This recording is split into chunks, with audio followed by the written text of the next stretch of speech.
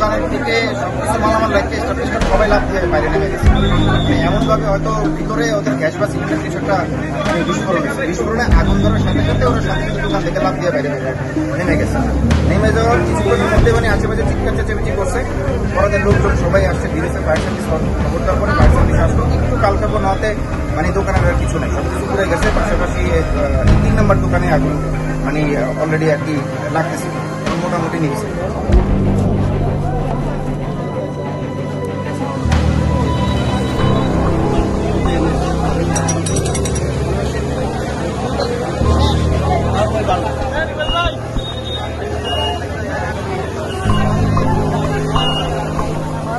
তারপরে cable, optical fibre, আমার মতো রিপেয়ার, এই সমস্ত কাজগুলো উনি করতেন।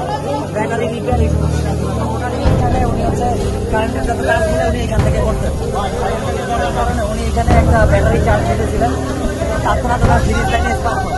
আমি তখন এখানে আমি 4টা লাইনে ঘুরে গেছি সার্ভিস লাইনটা বলার পরে আমরা জাস্ট 1 সেকেন্ড সময় পাই। 1 সেকেন্ড মধ্যে ব্লাস্ট আগুনে আটকে হয়ে বেরোচ্ছি। বেরোয়ার পরে আমি এখানে রেফ্রিজারেটর দোকান থেকে ব্যবহার করে লোকজনকে বললাম যে ফায়ার সার্ভিস অ্যারেঞ্জ করে আগে ব্যবহার করতে, ওনারাও করছে। তারপরে ফায়ার সার্ভিস থেকে কল দিচ্ছে। ফায়ার সার্ভিস আসতে মোটামুটি 15 মিনিটের মতো 15-20 মিনিটের মতো লাগাই দিচ্ছে।